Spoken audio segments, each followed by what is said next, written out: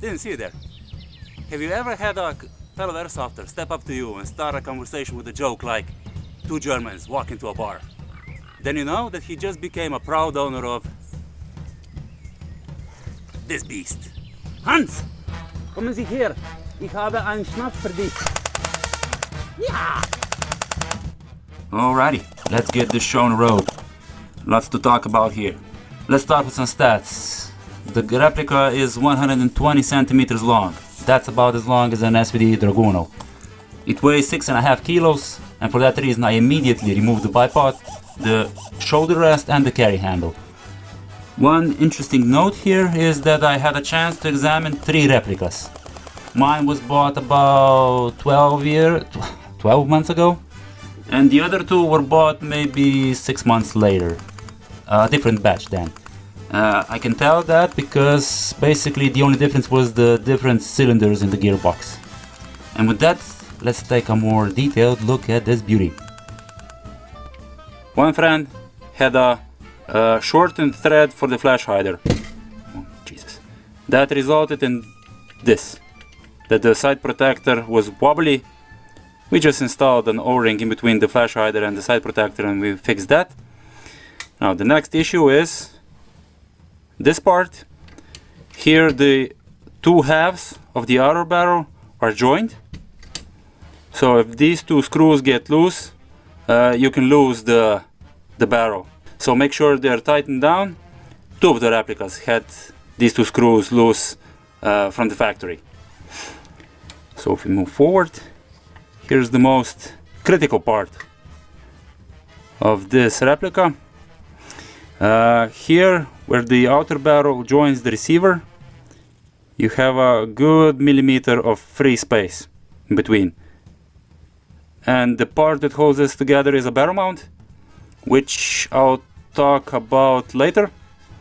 But yeah, this free space leads to breakages and a lot of flex on this long outer barrel. Also, one friend lost a screw for the charging handle, so he almost lost it in the middle of the play. He found it, but yeah, not good. And the rear side, it can get wobbly. This one's not that bad, but yeah, but that's typical for airsoft replicas. This is the barrel mount. This is what attaches the outer barrel to the receiver, and I think it's the main weak point of this replica. Here's what happens when you drop it from a waist height. And the problem is worsened by the fact that the replica has a good millimeter of space in between the outer barrel and the receiver. I'll show you how to fix that, or at least strengthen it. Here we have the handguard. It attaches here onto the outer barrel, slots in, and here onto the receiver via pin. As you can see, I used some ABS paste because it was very rattly when attached to the gun. This ABS paste is very useful for this kind of thing, so check my video about it. Here we have the sling swivel. Loosen this screw and you can move it up and down on the gas tube.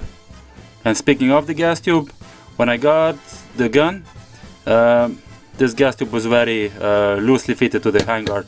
It was moving quite a lot. I removed this screw, where it is, this screw, pulled the gas tube out. I used a thin sheet of plastic, put it around the gas tube and then jammed it on and then reattached the screw, and now it's very solid. Here we have the modified stock. That's because the replica has a really small battery compartment. How small? Well, this battery, 126 millimeters long, 24 millimeters thick, and 20 millimeters tall, didn't fit in a stock. And now it fits in with no issues. It can go really deep. And this large brick fits in with no issues. Here, take a look at Hope you can see how much material I had to remove with a lot of elbow grease. For easier removal of the material, you need to remove this part. Let's take a look at that. This part attaches to the lower receiver. If you want to get it out, just get a pipe, put it in here on the back side, and just tap this part out. It's just glued in. It might need some persuasion, but it will get out. As you can see, mine is shorter. I shortened it for about 4 to 5 centimeters. As you can see, you can unscrew this if you want. No need though. Here we have another non-critical but annoying problem. Gearbox movement on the lower receiver. Now, the gearbox is not screwed in, but you can see that it has some movement. Easily fixable. Take a thin strip of plastic, put it in between the gearbox and the lower receiver.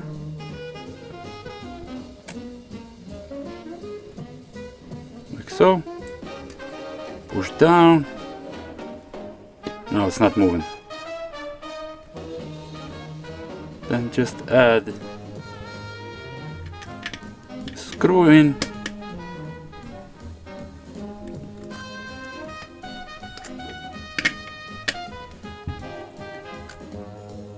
Voila, and then you can add another strip over here. 2 points, 4 points actually, much more beneficial for stability than 2. And then you can just flip down these 2 side flaps like so, and this will be an extra spacer to prevent movement of the lower receiver inside the main receiver. That's how you get a very stable platform. If you want to disassemble the lower receiver, here's how you do it. Removing the mag catch assembly, tap this detent in, push the plate up,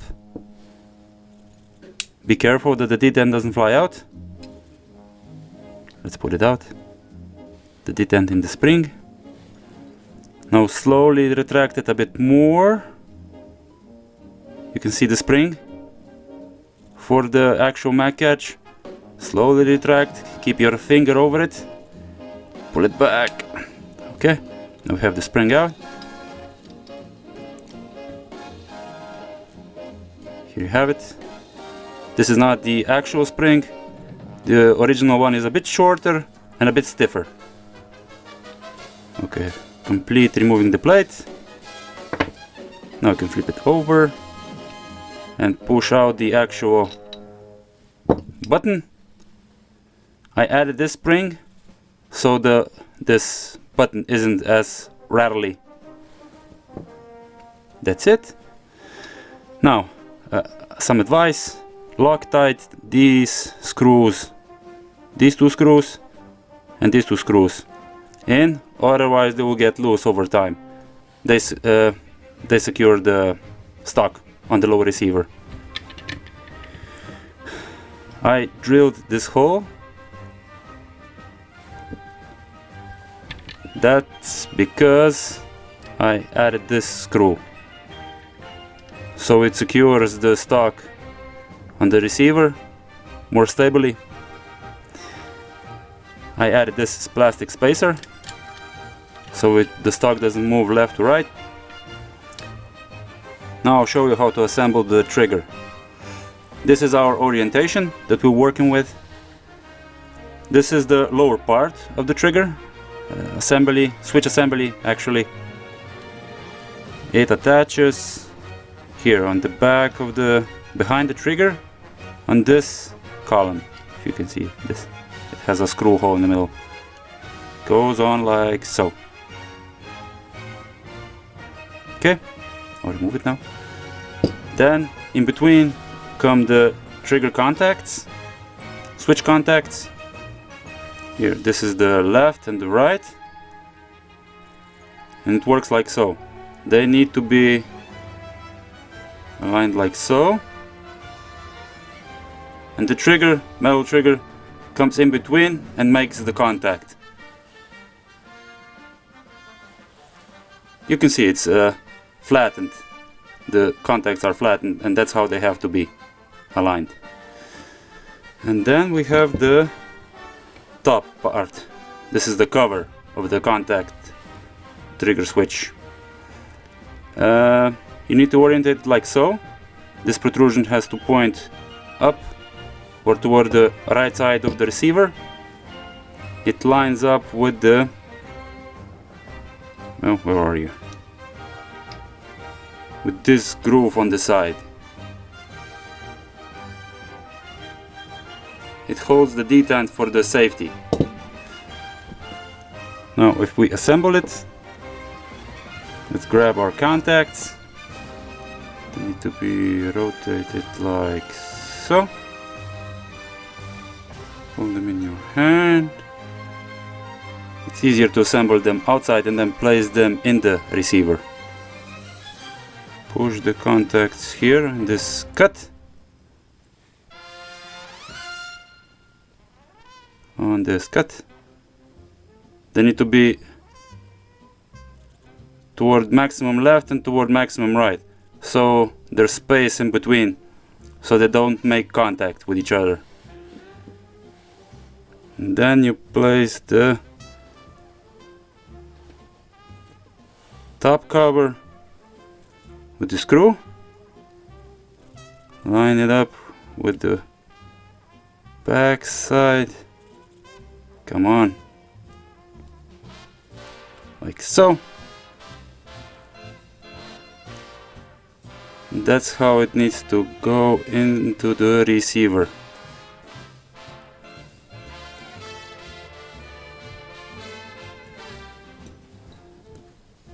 Come on. Try hitting it. Place it inside, like so. Once you have it lined, where's the screwdriver? You can use the screwdriver and poke the two contacts apart. Line them left and right so the trigger can pass through. I'll do this off camera because it's quite tricky. And that's the basic assembly. I hope I made it clear as mud. The stock hop-up chamber is an AK type with a shortened slider here on top. A good hop-up unit, except for this. It's kinda loose. Look how much room it has inside. Ugh. And this caused the joule rating to be from 1.8 to 1.6 every other shot. So really inconsistent. So I replaced this one with a Cyma metal unit. All I needed to do was sand in here where the slider is, and this BB feed channel. I had to narrow it down because it uses an extension.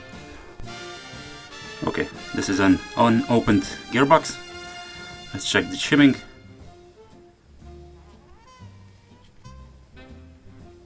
The bevel gear has some play.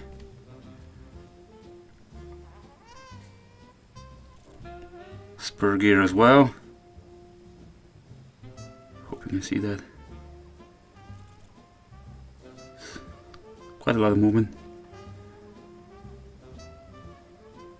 And the sector gear as well. Not as much as the bevel. But yeah, this gun shot maybe 2000 rounds through it.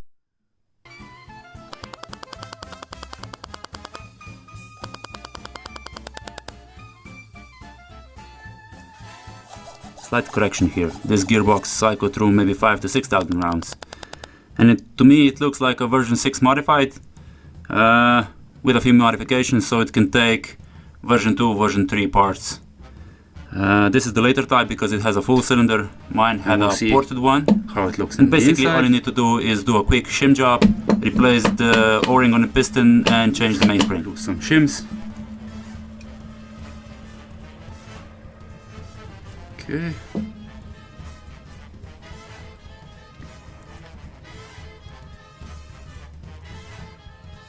Very greasy, as expected.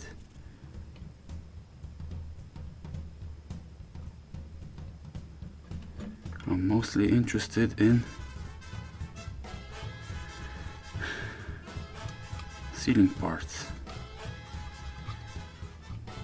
Yeah, as expected, aluminum air nozzle with an O-ring, very solidly placed. Now the sealing.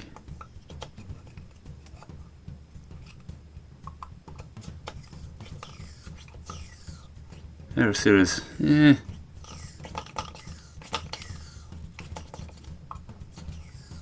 need of re-grease and replacement of the O-ring, just in case.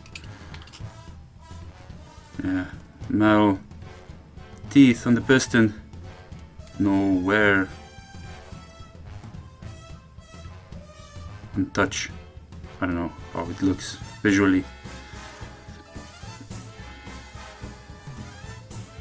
Typical cylinder head, piston head, full cylinder. If you look at the gears,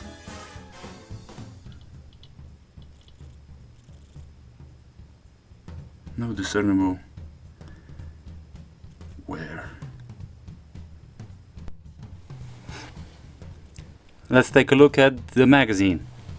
2 words for it: wasted potential. Look how much empty space. A third of a magazine is empty.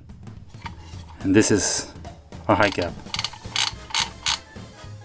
Let's take it apart and I'll show you what I did with it.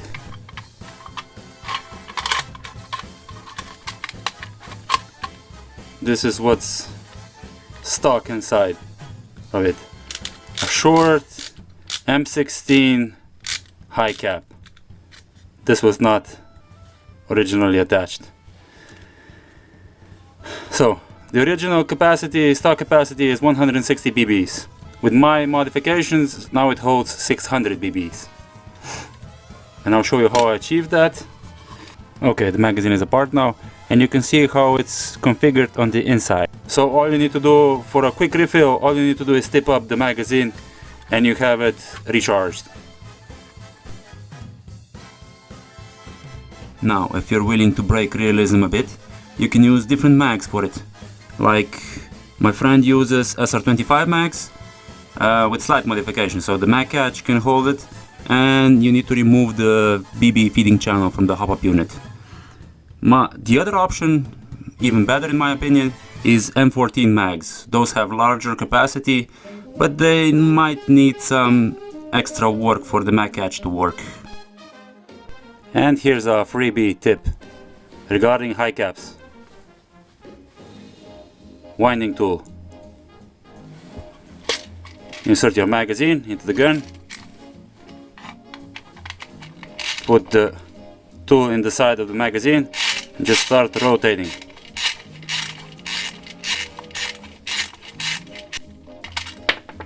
Much quicker than manually. And finally, the conclusion, which is buy it. And not just because this is your only realistic option for a B.A.R. It's actually worth its money. However, it has a few problems. One of those is the weak barrel mount. You need to be really careful so that you don't break the barrel. But I showed you how to fix that, so the next point is the magazine.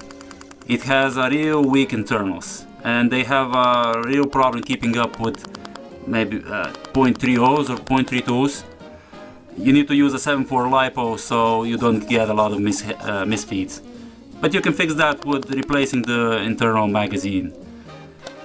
So yeah, the gun is skirmishable out of the box. The part can handle a stronger spring, but you won't get the top performance out of it that way. Anyway, that's it. Thanks for watching and stay safe.